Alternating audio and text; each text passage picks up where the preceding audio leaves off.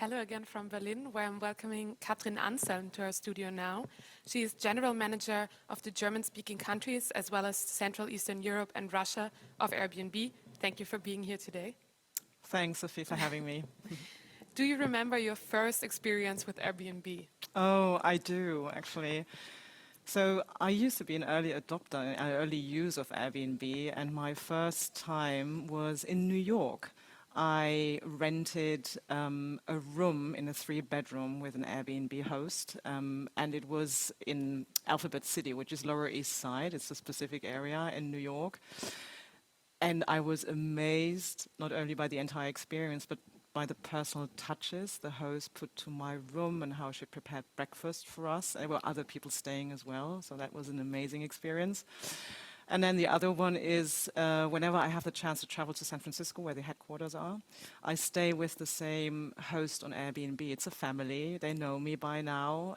They know when I'm jet lagged, and they just, prepare an espresso and warm cookies for me and leave me alone until I'm fully recovered. And it's the best, actually.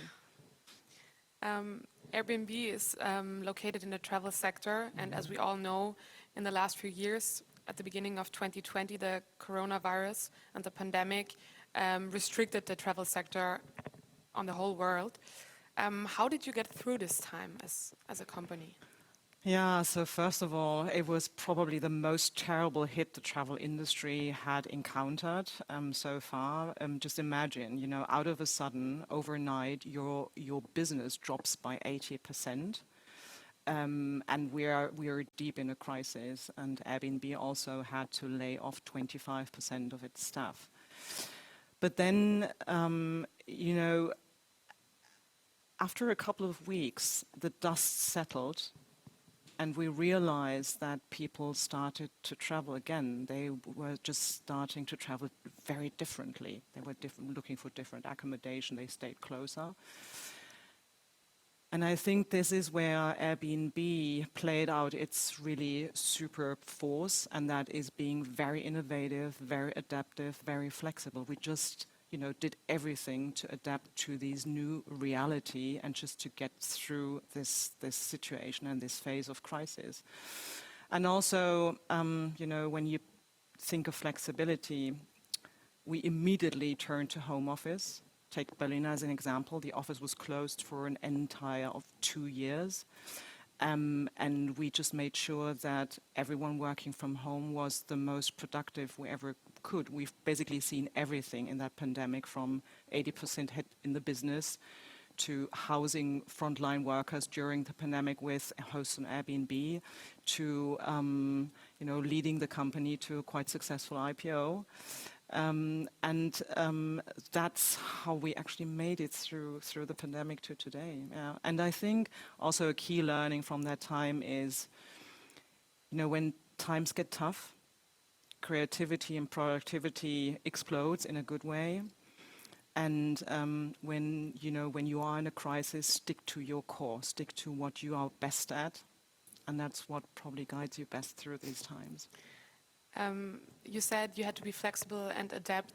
Maybe you can give us some example of how you did that, and also what new travel habits stayed after this time and emerged now from this crisis. Yeah. So adapting to these new realities just means being very quick and very innovative. And a couple of trends emerged during that time. So what we've seen is that people started to travel much longer. So long-term stays on Airbnb, this is 25 days and more, is something that started to grow quite substantially, and it still makes a good 25% of our nights booked. So staying longer, traveling longer. I think even a mega trend that emerged was that traveling, working, and living blending, as you know, into something that's a new form of traveling just emerged, that is longer term stays. But also something that emerged also out of the crisis is that people started to become much more flexible how they think about travel. We launched in one of the big launches during the last 2 years a feature called I'm Flexible. It's a very new approach to how you search for travel and accommodation on the platform. And this feature just gives you much more flexibility in terms of times and locations. And this was so popular, it got used, like, I think, several billion times by now since it launched. Also, what we've seen is that people travel to less common places, and they travel to much more cities and smaller towns and rural areas than they used to do before the pandemic. Just to give you an example, I think since the pandemic started, we've seen 8,000 cities and smaller towns that received their first booking through Airbnb. They had never seen a booking before. And also rural station in rural areas just gained massively in popularity. That's impressive.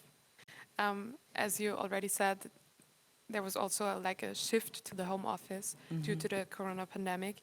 And I can imagine also when you said that there are more long-term stays, that a lot of people maybe travel and do their home office while traveling in Airbnbs. Yeah. So do you have that impression as well, or do you see the home office impacting your business?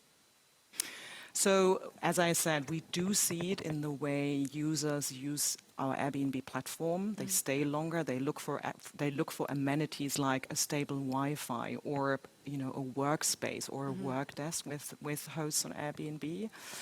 And we actually, we live our business at Airbnb.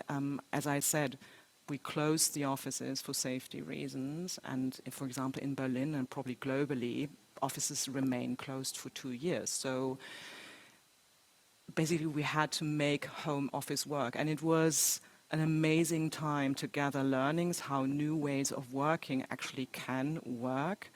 And just as I mentioned previously, in these 2 years of home office at Airbnb, I think we were probably the most productive we've ever been. We've overcome so many challenges. We've recovered our business. And so this is, for us, the decision. This is a model that's to stay. We believe that the office, as we know it, is not coming back. So what does this mean, in practice? Every employee at Airbnb is allowed to work from home the entire year. The office are available. If they want to return to the office, they can. They can relocate within their country of residence, no matter to what location. They can travel up to, or remote work up to 90 days from pretty much every, corner in the world.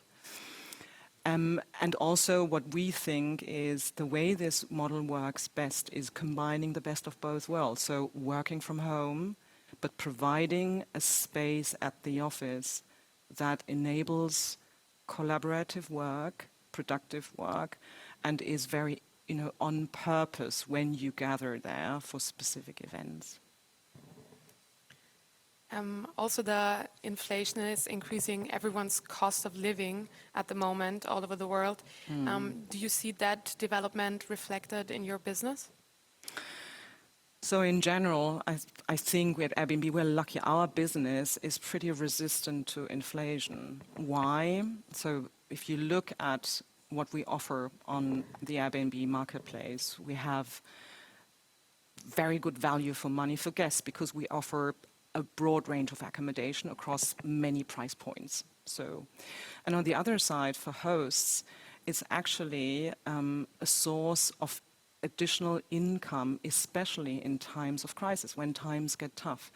And what we currently see is that a wave of new hosts come to the Airbnb platform because they realize these times are, this is about making a bit of an additional revenue by letting, renting out an apartment occasionally, short-term rental, and make some money. To give you a bit of an example, we ran a survey across our hosts and across the hosts on Airbnb, and a third alone said that the money they are making by letting their listing or their apartment occasionally on Airbnb, helps them cover the rising cost of life.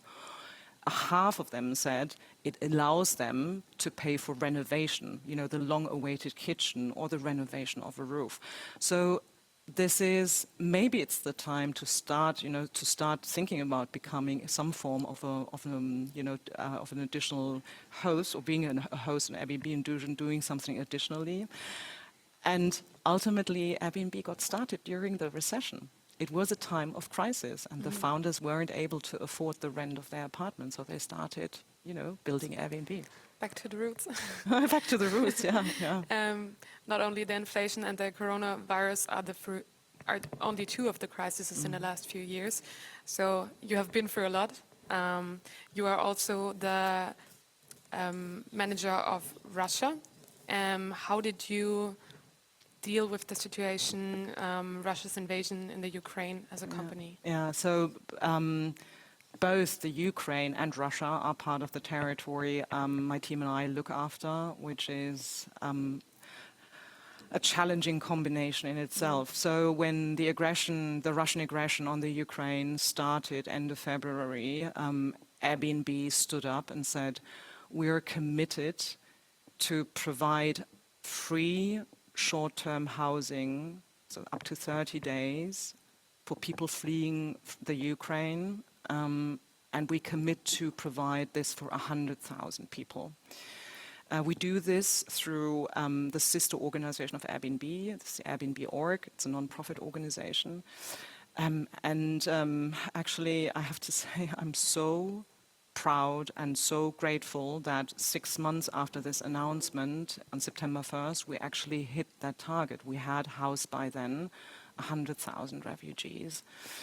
And we had a lot of help as well, not only the immense generosity of the hosts on Airbnb, people donating, employees donating, the funders donating, because hosts get paid for that. The hosts accommodating a refugee, if they want to get paid and they don't want to offer for free, they are being paid, and we take care of that as Airbnb. And we had amazing help also in, collaboration from, for example, the German Federal Ministry of the Interior and Homeland Security. We collaborated with international NGOs helping us to house refugees, like the Migration Office of the United Nations, down to a very local level. Taking Berlin as an example, we collaborated with the Sputniks, Karuna and Bienvenida, and make sure that refugees find at least the first home and the first 30 days of protection. Do you have an idea how long you're going to continue with this project? So we've been doing this kind of impact work for 8 or 9 years as Airbnb. We've been, this started during one of these terrible floodings and weather crises in the US 8 years ago. And a host actually suggested if it was possible to open a home for free on the platform for people in need, and that started that movement and that activity, and we've helped by now I think 25,000 people fleeing Afghanistan. I think we are actually beyond already the 100,000 from the UK, and we're still supporting this cause. So it's an ongoing effort, and as long as we have this team in the place, and we have our generous hosts, we have generous donators, we are committed to continue that work. Okay. Airbnb has also faced some critics in the past, especially about taking away housing space. For example, in big cities, that can be a problem. How do you deal with this criticism? Yeah. So we have a very clear position towards housing in cities or globally, and to hosts using the Airbnb platform for providing accommodation. We believe that partnering with cities and with communities on protecting housing is essential. That's something we fully support. On the other hand, letting your apartment for an occasional stay is something that should be allowed. And, I think roughly 4 million hosts, 7 million listings have already decided to list their space with Airbnb. And the biggest majority of them is occasional short-term rental. So this is so deeply ingrained in society and in our culture, just doing this. So we think that, both should be possible, protect housing, but also provide people, especially in these times, the possibility of being a host. It's actually really beautiful. So what to do here? Collaborating with cities can come in various forms. For example, in the city of Hamburg or in the federal German state of North Rhine-Westphalia, digital registration systems have been launched, and we are fully supportive of those. We are educating our hosts. For example, in Hamburg, we even built a connection to the Hamburg site of the registration system, just to make it really easy and to support the easy processes to get your registration number and just display it on your listing on the Airbnb platform. But partnerships with cities can come in other forms too. So, for example, a lot of cities are interested in applying this principle of a tourism tax that we've only had for hotels so far to hosts on the Airbnb platform. Great. So we've done that with a number of cities already, and I think in Europe alone, I think we've collected on behalf of cities something like 300 million euros, and globally something like 4 billion US dollars, and giving this back. Also, we offer, for example, a neighborhood hotline where to protect communities from nuisance and noise, where people can call in case there is a problem. Just to give you some examples of how we collaborate here. Okay. Your career has taken you to numerous industries. You were working in consulting, you founded your own dating platform, you worked at companies like Deliveroo or Wimdu, so a very wide palette of industries. Yeah. What are your most important lessons of being a leader? What would you give as advice? That's a good question. So, a couple of principles I'm sticking to, but I just realized them also in hindsight. It's a development and it's a process over time. Especially now in the setup at Airbnb, and I think this is applicable to many companies where working from home or working from remote comes definitely a major part of the business. I don't control my teams. I lead them. This is this is how modern leadership works. And leading them and giving them the freedom and also the trust that they can work in their own terms means that you as a leader have to be very consistent in communicating your expectations, setting specific goals, setting specific, we operate on OKRs, objective and key results, and provide regular, good feedback to your employees. So controlling, not leading. And the second principle that also is developed over time, but accelerated massively for me personally, also in relation to my superior and with my employees during the pandemic, is leading with empathy. There's no, you can be an empathetic leader without impacting performance. And sometimes discussing this with men, it's a bit stereotyped, but it's true. Men tend to think this is not possible. When I look at my team and the business we are running, I think this is very much doable and it provides excellent results. And the way I do this, to give you an example, is we have a lot of meetings on Zoom still. I open a meeting typically with truly asking, how are you today?